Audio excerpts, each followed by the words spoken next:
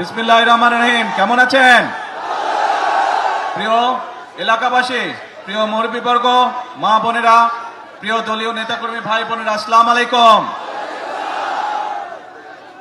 যতটুকু আমার মনে পড়ে, আমি আসার পরে চিন্তা করছিলাম, পরে দেখলাম সুমন সাহেব আর ইয়াসিন সাহেব ওনাদের বক্তব্যে কথাটা বললেন। সুমন সাহেব বললেন যে এই মাঠে 2001 সালের নির্বাচনের সময় আমি এসেছিলাম।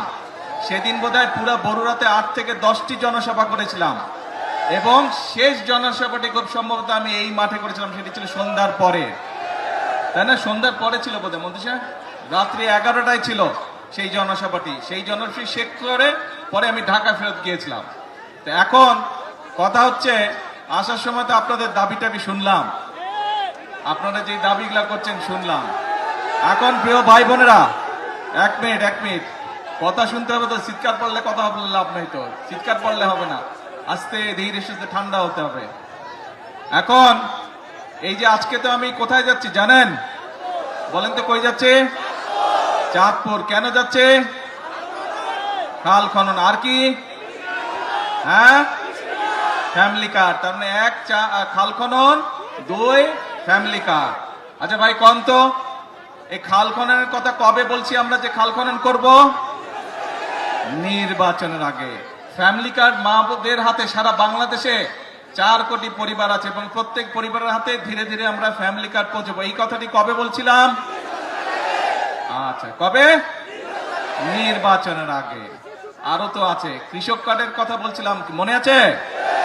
কৃষক কার্ড কি দেওয়ার কাজ শুরু করেছে? কবে বলছিলাম? নির্বাচনের আগে।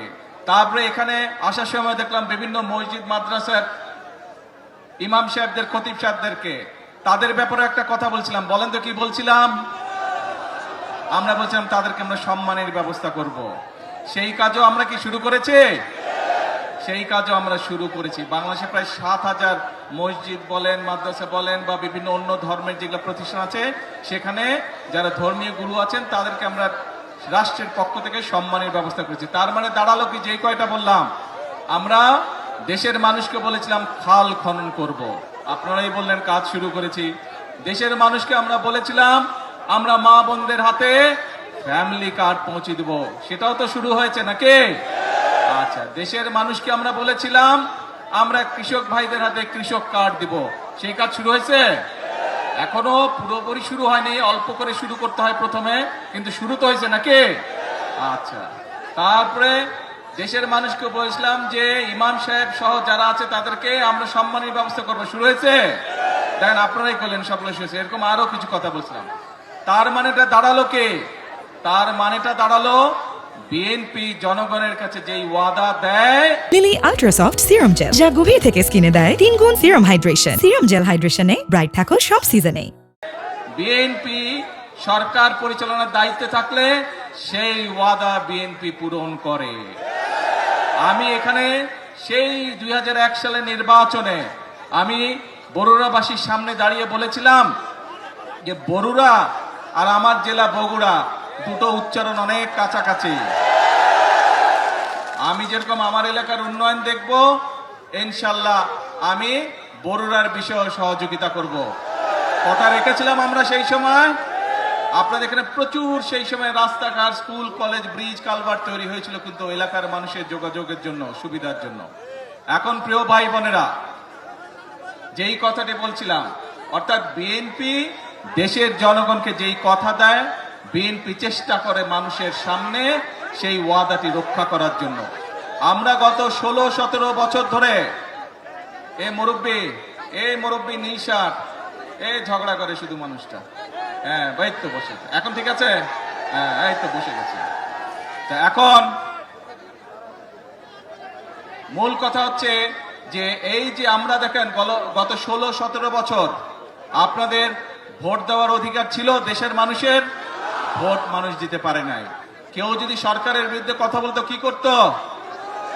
গুম হয়ে যেত, মামলা হইতো, এসে ধরে লয়ে যেত, হইতো না? দেশের মানুষ 2024 সালে ছাত্র জনতার অভ্যুত্থানে যারা এসব করতো তাদেরকে এই দেশ থেকে বিতাড়িত করেছে।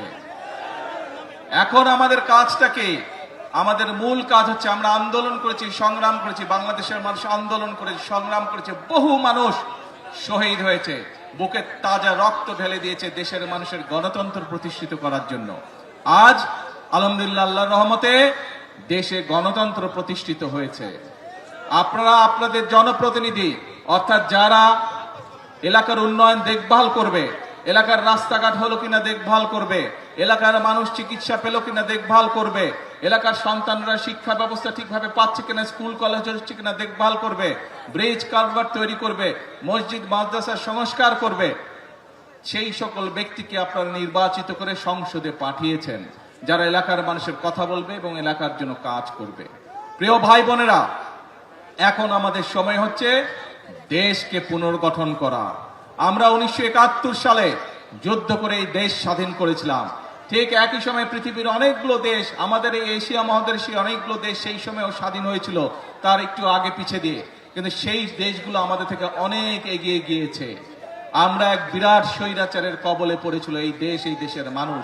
সেই স্বৈরাচার থেকে, কবল থেকে এই দেশকে, দেশের মানুষ মুক্ত করেছে, যেভাবে ঠিক 1971 সালে হানাদার বাহিনীর হাত থেকে বাংলাদেশের মানুষ স্বাধীনতাকে ছিনিয়ে নিয়ে এসেছিল।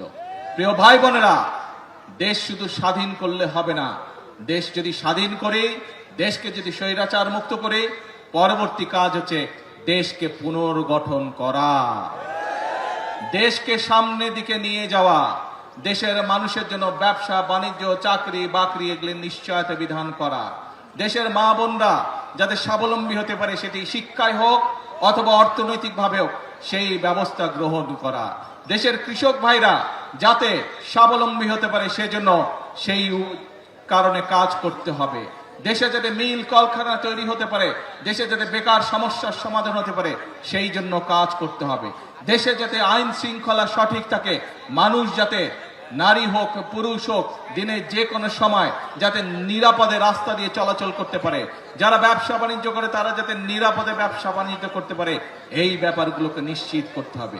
প্রিয় ভাই বোনেরা, সেই সময় এসেছে, দেশকে আমাদের পুনর্গঠন করতে হবে। সেই জন্যই কিন্তু আল্লাহ রব্বুল আলামিনও বলে দিয়েছেন, যে জাতি নিজেরা পরিশ্রম করে আমি তাদেরকে সহযোগিতা করি, এবং সে কারণেই কিন্তু বিএনপি সব সময় একটি কথা বলে থাকে, করব কাজ সবার আগে।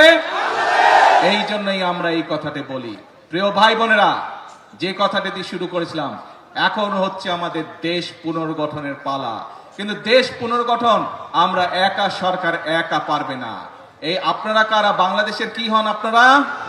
আমার সামনে যে হাজার হাজার মানুষ কি হন? বাংলাদেশের, বাংলাদেশের নাগরিক। এই দেশটা কাদের? অর্থাৎ বাংলাদেশের মানুষের, জনগণের। জনগণ হচ্ছে এই দেশের মালিক। প্রিয় ভাই বোনেরা, সেজন্যই মালিক যখন নিজে দায়িত্ব নিয়ে তার দেশের দেখভাল করে, তখনই দেশ সামনের দিকে এগিয়ে যায়। এবং মালিক আজ দায়িত্ব দিয়েছে বিএনপি নামক একটি রাজনৈতিক দলকে বিগত 12 তারিখের নির্বাচনের মাধ্যমে। কারণ আমরা আমাদের যে সকল পরিকল্পনা বাংলাদেশের মানুষের সামনে নির্বাচনের আগে উপস্থাপন করেছিলাম, দেশের মানুষ 12 তারিখের নির্বাচনে সেই ম্যানিফেস্টোকে, সেই পরিকল্পনাকে সমর্থন দিয়েছে এবং বিএনপিকে সরকার গঠনের সুযোগ দিয়েছে। প্রিয় ভাই বোনেরা, এবং সেজন্যই আপনাদের কাছে যে সকল ওয়াদা আমরা দিয়েছিলাম, সেই ওয়াদাগুলো পর্যায়ক্রমিকভাবে আমরা বাস্তবায়নের কাজ শুরু করেছি। কারণ এই যে আপনারা যে দেশের মালিক জনগণ, জনগণের সমর্থন বিএনপির সাথে আছে।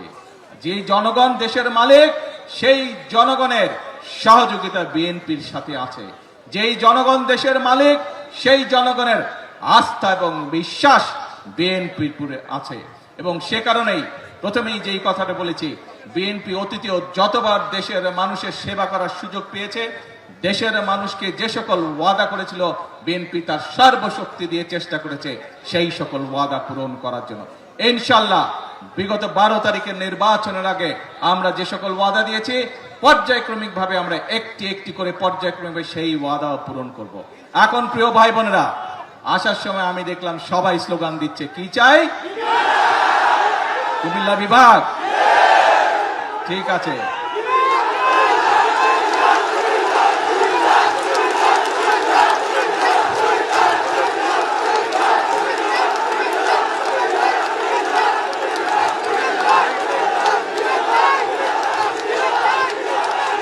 কথা শুনতে হবে তো, কথা না শুনলে কেমন করে হবে? কথা কি বলি শুনতে হবে তো মনোযোগ দিয়ে। এই দাবিটি যদি চিল্লালে লাভ হবে না ভাই, ঠান্ডা মাথায় কথা শুনতে হবে। এই দাবিটি যদি জনগণের দাবি হয়ে থাকে ইনশাল্লাহ তাহলে সেটির বাস্তবায়ন হবে। আর আপনারা দেখেছেন দেশ গঠন, সরকার গঠনের পরেই আমরা নির্বাচনের আগে বলেছিলাম সারা দেশে কৃষকদের যাদের কৃষি ঋণ 10,000 টাকা পর্যন্ত আছে সুদ সহ সেই ঋণ আমরা মওকুফ করব যদি আমরা সরকার গঠন করতে পারি। আমরা নির্বাচিত হওয়ার পরে সরকার গঠন করার পরে প্রথম 10 দিনের মধ্যে আমরা সেই জবান রেখেছি বাংলা, এবং সেটি আমরা মওকুফ করে দিয়েছি সরকার থেকে। তার ফলে বাংলাদেশে প্রায় 12 লক্ষ কৃষক, সারা বাংলাদেশে 12 লক্ষ কৃষক এর সুবিধাটি পেয়েছে। 12 লক্ষ কৃষকের সুদ এবং ঋণ দুটোই মওকুফ হয়ে গিয়েছে। প্রিয় ভাই বোনেরা, বাংলাদেশ একটি কৃষি প্রধান দেশ। সমগ্র কুমিল্লা জেলা সহ আশেপাশের জেলাগুলোতে প্রচুর শাকসবজি উৎপাদন হয় এবং অনেক ক্ষেত্রে অনেক শাকসবজি এই এলাকা থেকে বিদেশেও রপ্তানি হয়। আপনাদের একটি দাবি হচ্ছে কৃষি বিশ্ববিদ্যালয়।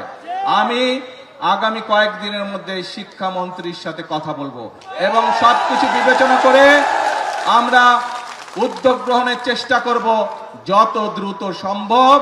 এই বিষয়টি আমরা চেষ্টা করব ইনশাআল্লাহ বাস্তবায়ন করার জন্য। কিন্তু কথা একটা আছে, ধৈর্য ধরতে হবে। ধৈর্য ধরতে হবে। বিগত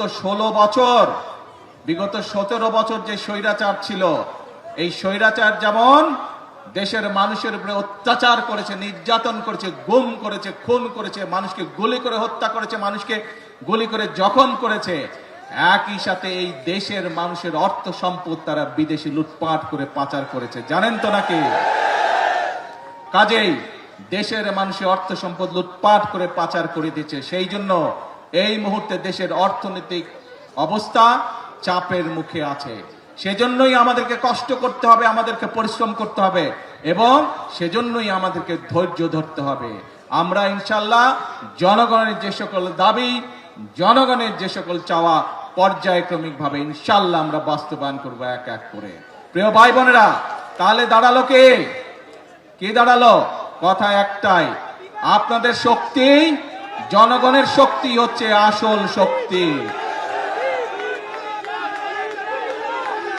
ভাই আমি তো বাংলায় বলছি, আমি তো ফার্সি ভাষায় বলি নাই, চাইনিজ ভাষায় বলিনি, বাংলা ভাষাই তো বলছি বিভাগের ব্যাপারে। তো ভাই চিৎকার করছো কেন? এখন তাহলে দাঁড়ালো কে? আমরা বলি জনগণই হচ্ছে বিএনপির সকল রাজনৈতিক ক্ষমতা উৎস। শুনেছেন কথাটা আপনারা? সেজন্যই আপনাদের সমর্থন যদি বিএনপির পাশে থাকে, আপনারা যদি আমাদের পাশে থাকেন, আপনারা যদি সুমনের পাশে থাকেন, আপনারা যদি ইয়াসিন এর পাশে থাকেন, আপনারা যদি বাংলাদেশ জাতীয়তাবাদী দলের পাশে থাকেন, ইনশাআল্লাহ আমরা দেশকে সামনের দিকে এগিয়ে নিয়ে যাব। আছেন তো সাথে? ইনশাআল্লাহ। তাহলে আসেন একটা কথা দিয়ে বক্তব্য শেষ করি। করব কাজ, জোরে করব কাজ, সবার আগে Bangladesh. Lily ultra soft serum gel, যা গভীর থেকে স্কিনে দেয় 3 গুণ সিরাম হাইড্রেশন। সিরাম জেল হাইড্রেশনে ব্রাইট থাকো সব সিজনে।